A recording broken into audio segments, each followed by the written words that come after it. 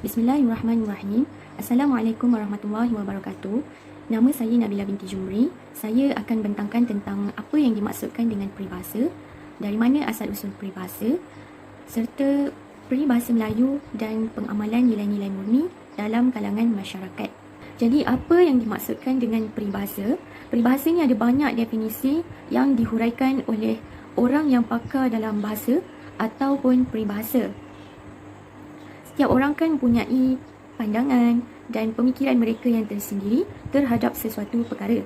Ada yang mentakrifkan peribahasa mencerminkan ketajaman renungan dan pemikiran nenek moyang kita yang membandingkan realiti kehidupan dengan tingkah laku manusia dan alam semula jadi ataupun alam sekeliling. Jadi secara umumnya, peribahasa bermaksud susunan kata yang pendek dan menarik diungkapkan dengan tujuan untuk memberi pengajaran, amaran, sindiran dan sebagainya. Peribahasa dicipta oleh golongan cendekiawan Melayu atau golongan bijak pandai dalam kalangan masyarakat Melayu.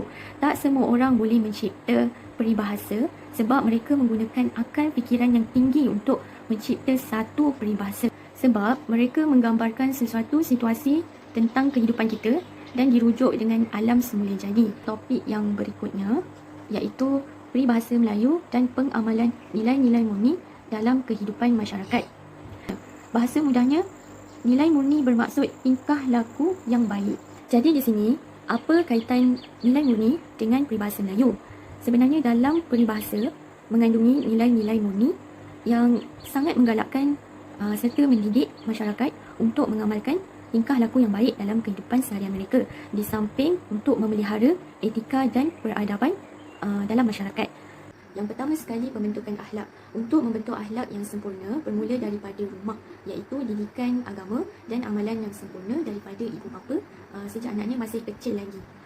Sikap rajin amat dituntut dalam kehidupan demi kelangsungan hidup secara berterusan. Nabi Muhammad SAW merupakan contoh terbaik insan yang rajin secara holistik. Baginda rajin membantu masyarakat sehingga ramai yang memeluk agama Islam kerana santunan dan pertolongan baginda. Peribahasa yang boleh dikaitkan di sini adalah bagai semut penghimpun melukut, yang bermaksud orang yang rajin bekerja. Peribahasa yang kedua pula lebih kepada apabila kita melakukan sesuatu pekerjaan, tak kisahlah untuk cari rezeki ataupun dalam menyiapkan kerja kursus dan sebagainya, kita kena melakukan sesuatu pekerjaan itu dengan baik, dengan bersungguh-sungguh, dengan tekun dan rajin. Dalam membentuk akhlak mulia, ilmu juga mempengaruhi pemikiran dan tingkah laku manusia. Apabila lahirnya masyarakat yang kaya dengan ilmu, mereka pasti tahu menilai mana yang baik dan mana yang buruk. Ada satu peribahasa mengatakan bahawa resmi padi makin berisi makin tunduk, yang bermaksud makin banyak ilmu atau makin tinggi pangkat, makin merendah diri. Tetapi ada satu lagi peribahasa yang sangat dekat, yang sangat sesuai dengan situasi masyarakat kini, iaitu adab dulu baru ilmu. Yang bermaksud orang beradab pasti berilmu, orang berilmu belum tentu beradab. Saya yakin ramai yang biasa dengar istilah mufakat membawa berkat, yang bermaksud sesuatu perkara yang dilakukan atas persetujuan ramai atau persetujuan semua pihak yang menjurus atau menghasilkan kebaikan. Untuk membentuk nilai mufakat, masyarakat perlu ada sikap saling tolong-menolong dan hormat menghormati antara satu dengan yang lain. Peribahasa yang boleh dikaitkan dengan sikap tolong-menolong ni adalah bagai aur dengan tepi, yang maksudnya saling tolong-menolong antara satu dengan yang lain. Bila kita hidup berjiran ataupun dalam masyarakat, kadang-kadang kita memerlukan bantuan mereka untuk sama-sama membantu kita menyelesaikan masalah ataupun membantu kita untuk menjayakan sesuatu program ataupun majlis. Berkasih sayang juga adalah salah satu daripada nilai murni. Kasih sayang ni dipupuk dalam kalangan keluarga dan seterusnya. Rasa sayang ni akan merebak ke alam sekeliling ataupun orang sekeliling, terutama sekali bila kita hidup bermasyarakat, bila kita rajin bergaul dengan mereka, kita akan rasa sayang tu akan hadir secara tiba-tiba. Seperti peribahasa ni, bagai inai dengan kuku, perasaan sayang sukar untuk dipisahkan. Sikap kasih sayang ni dah sebati dalam diri, jadi hubungan manusia akan lebih rapat, akan lebih bahagia, sebab ini adalah salah satu cara untuk mengerat lagi hubungan sesama manusia dan menyatukan masyarakat dan juga membentuk perpaduan. Sekian sahaja daripada saya. Terima kasih. Assalamualaikum warahmatullahi wabarakatuh. Nama saya Muhammad Nur Aziz bin Noh dan saya akan menerangkan peranan peribahasa terhadap masyarakat. Yang pertama, pemahaman dan ketaatan kepada agama Islam oleh masyarakat Melayu terhasil daripada pemikiran mereka yang terperinci dan berfalsafah, di mana selingan daripada bahasa Arab turut diletakkan di dalam peribahasa, dan bahawasanya penghayatan agama Islam di dalam masyarakat Melayu amat tinggi sehingga terbawa di dalam penciptaan peribahasa. Semangat perpaduan dan titik kerjasama bermula apabila masyarakat Melayu pada zaman dahulu memilih agama Islam dan menganutinya sebagai agama yang tepat dijadikan panduan hidup. Kata sepakat maupun sebulat suara terhasil antara ajaran Islam dengan adat dan norma dalam kebudayaan masyarakat Melayu telah dipraktikkan di dalam kehidupan masyarakat Melayu. Maksud di sebalik peribahasa adat bersendi syarat bersendi kitabullah menyatakan bahawa tidak melebihi batas pergaulan dan kesesuaiannya harus dipatuhi, di mana tidak menjejaskan adat serta hukum syarak. Oleh itu boleh disimpulkan bahawa pemupukan adat resam beserta hal keagamaan iaitu agama Islam di kalangan masyarakat Melayu akan memaparkan agama Islam itu sebagai agama yang jitu yang dijadikan panduan hidup untuk berjaya di dunia dan di akhirat. Yang kedua adalah air pasang sebagai salah satu contoh bahawa peribahasa terhasil daripada sumber hidupan dan ciptaan daripada Allah Subhanahu Wa Taala sebagai ilham dan idea oleh masyarakat Melayu melalui pemerhatian dan kajian dalam penghasilan peribahasa. Maksud air pasang di sini merujuk kepada kenaikan paras air laut yang berbeza dari paras keadaan asal, dan paras biasanya dipengaruhi oleh rupa bentuk kawasan dan keadaan musim dan cuaca semasa. Lantas perkataan yang digunakan di dalam peribahasa menjadi sebagai komunikasi lintas budaya, di mana masyarakat nelayan menjadikan laut dan sungai sebagai sumber pendapatan untuk mereka, dan peribahasa pula menjadi rujukan komunikasi yang membantu dalam kehidupan mereka. Yang ketiga adalah ketika seseorang itu masih kecil adalah waktu yang tepat mendidik dalam sesuatu perkara, dan bukanlah apabila seseorang itu telah besar adalah maksud untuk peribahasa masa lagi rebunglah hendaklah dilentur, jangan nantikan sampai menjadi aur. Peribahasa ini menekankan ilmu pengetahuan adalah sangat penting bagi masyarakat Melayu yang kebanyakannya beragama Islam, di mana ilmu yang dituntut akan mempermudahkan sesuatu perkara pada masa akan datang. Selain itu, menuntut ilmu di dalam agama Islam merupakan fardu ain yang menunjuk kepada semua individu dimestikan menuntut ilmu atau diwajibkan menuntut ilmu bagi melahirkan masyarakat Melayu yang berpengetahuan tinggi, yang mampu memudahkan dalam sesuatu urusan dan mampu bersaing dalam segala sektor. Dan yang terakhir adalah jika ingin mendapatkan sesuatu yang diingini, mestilah dengan berusaha adalah gambaran yang jelas bagi peribahasa. Jikalau tidak dipecahkan ruyung, manakan dapat sagunya. Kejayaan yang terhasil daripada seseorang individu seiring dengan usaha yang bersungguh-sungguh yang mendatangkan hasil yang positif. Sebagai contoh, pertandingan berkawat kaki yang memerlukan usaha dan latihan yang secukupnya bagi memenanginya. Jadi kebarang kalian memenangi pertandingan bagi kumpulan yang mengadakan latihan hanya dengan sekali amatlah tipis berbanding kumpulan yang mengadakan dan mengulangi latihannya sebanyak 10 kali yang mempunyai peluang yang amat tinggi. Peranan peribahasa ini yang dapat dikaitkan dengan masyarakat ialah usaha yang berganda-ganda dan jitu oleh suatu masyarakat dan dalam melaksanakan dan menjayakan program mampu mengubah masyarakat untuk sentiasa berdaya saing dan menggalakkan persaingan yang sihat di kalangan individu maupun masyarakat. Ini saya perkenalkan nama saya Nur Muhammad Daniel di Ajaran Sulu. Peribahasa diterbitkan dengan tujuan menasihati untuk masyarakat pada ketika itu. Peribahasa ini juga lebih kerap digunakan ketika itu kerana kekata yang terkandung di dalamnya. Contoh pertama ialah daripada sosial budaya. Terlebih dahulu, ingin saya menerangkan apa itu sosial budaya. Perkara ini bolehlah kita lihat antara contoh peribahasa di dalam sosial budaya. Tak lapuk di hujan, tak lekuk di panas merupakan peribahasa yang membuktikan bahawa peribahasa Melayu semakin layak dijadikan budaya pemikiran masyarakat Melayu. Perkara ini bolehlah kita lihat antara contoh peribahasa di dalam sosioekonomi. Sehari selembar benang lama-lama menjadi kain. Contoh yang terakhir ialah sosiopolitik. Sebelum saya meneruskan lagi, ingin saya bertanya, adakah rakan-rakan mengetahui apa itu sosiopolitik? Perkara ini bolehlah kita lihat antara contoh peribahasa di dalam sosiopolitik. Adat yang kawi, syarat yang lazim. Berdasarkan rujukan jurnal yang kami kaji, maksud daripada peribahasa tersebut ialah adat yang sering menjadi kebiasaannya. Unsur budaya ialah masyarakat Melayu yang menjadikan peribahasa Melayu itu petunjuk kepada masyarakat untuk memilih cara hidup yang lebih baik. Ini disebabkan peribahasa dapat menggambar Melayu lama dahulu berjaya dirungkaikan dengan pelbagai persoalan yang mendasari tindakan manusia dalam kehidupan sosial secara sedar atau tidak. Seterusnya, saya akan bagi contoh kedua, iaitu sosioekonomi. Rakan-rakan yang saya hormati sekalian, adakah anda tahu di sebalik maksud sosioekonomi? Dan kami kaji, maksud daripada peribahasa tersebut ialah tekun dan sabar membuat sesuatu kerja sehingga akhirnya kerja tersebut akan berjaya dan berhasil. Peribahasa ini menjelaskan pengurusan ekonomi cekal perlu dalam perbincangan mengenai sosiopolitik, orang Melayu tidak terkecuali dalam membicarakan dan mewariskan pemikiran yang disimbolkan dalam peribahasa Melayu. Pembicaraan mengenai sosiopolitik, undang-undang dalam pergaulan masyarakat, manakala hukum agama pula merupakan undang-undang bagi negeri ataupun negara.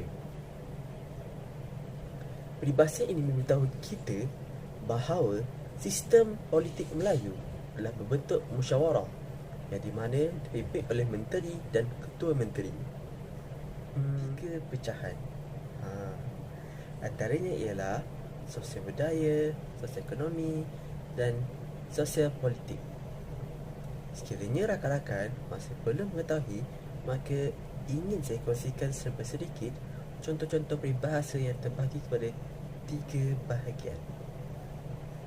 Berikut antaranya ialah menghiasi karangan dan percakapan, menguatkan tujuan karangan atau percakapan, dan yang terakhir ialah boleh dijadikan pedoman hidup dan isinya yang besar dan luas. Gambarkan tata cara dan tata tingkat kehidupan masyarakat Melayu dan juga cara orang Melayu menanggap pelbagai fenomena dalam kehidupan seharian. Sosioekonomi ialah kajian antara hubungan aktiviti ekonomi dan kehidupan sosial. Sejajar dengan itu, warisan budaya pemikiran dalam peribahasa Melayu tercermin melalui nilai kerajinan dan keadilan yang dititip beratkan dalam sosioekonomi. Pemikiran tentang kerajinan dan keadilan dalam sistem perlu diutamakan untuk mengelakkan kerugian dan pembaziran yang banyak. Seringkali kita lihat sikap segelintir masyarakat Melayu ni kat Malaysia ni yang tidak beringat dalam menjalankan kegiatan ekonomi. Politik oleh masyarakat Melayu dahulu yang diungkapkan dalam peribahasa Melayu adalah mengenai pemimpin, perihal kepimpinan, keamanan dan kesejahteraan negara dan sebagainya. Musyawarah juga merupakan sarana yang membolehkan rakyat dapat diposisikan untuk membangun aturan-aturan dasar dalam kehidupannya dengan bersumberkan hukum adat setempat. Sementara dalam pemerintahan Malaysia, unsur-unsur adat yang tidak bertentangan dengan ajaran Islam dibenarkan. Assalamualaikum warahmatullahi taala wabarakatuh. Saya, Nurul Fitri Hazira binti Hadis, akan membentangkan berkenaan dengan cadangan untuk memperkasakan peribahasa untuk melestarikan etika dan peradaban di kalangan masyarakat. Umum mengetahui bahawa peribahasa merangkumi beberapa item seperti bidalan, perumpamaan, pepatah dan juga simpulan bahasa. Oleh itu, pelbagai cara dan inisiatif perlu dipupuk dan diambil kira supaya penggunaan peribahasa ini dapat digunakan dan dipelajari oleh setiap lapisan masyarakat. Walaupun kini kita berada di dalam keadaan era kemajuan teknologi agar ia tidak lekang di zaman. Jadi, terdapat beberapa perkara terdapat beberapa pihak yang berperanan untuk merealisasikan usaha ini agar kita dapat bersama-sama untuk memperkasakan penggunaan peribahasa. Antaranya ialah dengan peranan individu, peranan ibu bapa, peranan guru, peranan institusi pendidikan, peranan masyarakat, peranan media sosial dan yang terakhir ialah peranan media dan siaran. Yang pertama ialah peranan individu. Seseorang individu perlulah mempunyai sifat rajin dan berusaha bersungguh-sungguh untuk mempelajari dan menguasai pelbagai ilmu pengetahuan, termasuklah ilmu berkenaan dengan peribahasa. Dengan adanya ilmu, ia akan menjadikan seseorang untuk lebih cenderung dan minat untuk mengetahui tentang peribahasa. Seterusnya, dengan adanya pelbagai platform dan kemudahan pada waktu ini seperti adanya kelas-kelas yang dilaksanakan secara online ataupun kursus-kursus yang ditawarkan dengan bayaran yang percuma, kita mampu untuk pergi ke kelas-kelas tersebut untuk menambahkan ilmu pengetahuan. Justru itu, tidak lagi alasan untuk kita menjadi seseorang seperti katak di bawah tempurung. Selain itu, seseorang individu juga tidak seharusnya merasa malu ataupun segan untuk menggunakan peribahasa dalam kehidupan seharian mereka, terutamanya apabila ingin berbicara dengan rakan-rakan ataupun masyarakat setempat. Hal ini kerana sifat malu inilah yang akan menjadikan satu tembok penghalang kemusnahan bahasa Melayu itu sendiri, kerana tiadanya keunikan dalam penggunaan bahasa Melayu, iaitu peribahasa. Selain itu juga, setiap individu juga perlulah menjadi ikon utama ataupun influencer di dalam kalangan masyarakat dengan mengadaptasikan penggunaan peribahasa dalam kehidupan sehari-harian. Yang kedua ialah peranan ibu bapa. Sesuai dengan perumpamaan bahasa Melayu iaitu ibarat manakan tumpahnya kuah kalau tidak ke nasi. Begitu jugalah dengan besarnya peranan kedua ibu bapa dalam mempengaruhi sifat dan didikan kepada anak-anak. Oleh itu, dengan adanya didikan awal kepada anak-anak berkenaan dengan penggunaan peribahasa, maka anak-anak ini tidak akan merasa janggal ataupun tidak merasa asing untuk menggunakan dan mengaplikasikannya dalam kehidupan seharian mereka. Yang ketiga ialah peranan guru. Seseorang guru perlulah mengaplikasikan penggunaan peribahasa dalam karangan dan juga penulisan. Hal ini bagi memastikan para pelajar mereka mampu menghasilkan penulisan yang kreatif. Selain daripada itu juga, para guru juga boleh mengaplikasikan pelbagai kaedah lain bagi memastikan para pelajar dapat memahami peribahasa dengan lebih jelas. Antaranya ialah dengan kaedah pisatum dan kaedah desir. Pisatum adalah satu kaedah di mana para guru akan memberikan gambar rajah bagi setiap peribahasa, dan kaedah desir adalah bermaksud definisi, situasi dan rasional. Yang keempat ialah peranan institusi pendidikan, di mana institusi pendidikan berperanan untuk mengadakan minggu bahasa dan juga aktiviti yang berkaitan dengan peribahasa supaya ia dapat menggalakkan keterlibatan para pelajar dalam setiap aktiviti yang diadakan. Seterusnya, pihak institusi pendidikan perlulah memasang slogan ataupun peribahasa di dinding sekolah agar ia menjadi tatapan para pelajar dan juga para guru. Kelima ialah peranan masyarakat, di mana walaupun kita hidup di dalam keadaan masyarakat yang majmuk berbilang bangsa dan berbilang agama, ia bukanlah menjadi satu alasan untuk kita saling memperlekehkan peribahasa-bahasa antara satu sama lain, di mana peribahasa Melayu dan juga peribahasa Cina juga memberikan maksud yang hampir sama. Justru itu, hendaklah kita saling menghormati bangsa antara satu sama lain. Dan keenam ialah peranan media dan siaran, di mana peranannya ialah untuk memaparkan info-info yang menarik berkaitan dengan peribahasa. Ini kerana hampir 90% daripada rakyat Malaysia sendiri adalah mereka yang selalu menonton televisyen setiap hari. Justru itu, dengan adanya platform ini, ia mampu menarik lebih ramai orang untuk mengetahui berkenaan dengan peribahasa. Selain itu juga, dengan mengadakan video animasi yang menggunakan peribahasa, agar maksud yang ingin disampaikan melalui cerita tersebut dapat difahami dengan peribahasa yang disampaikan. Yang terakhir ialah peranan media sosial.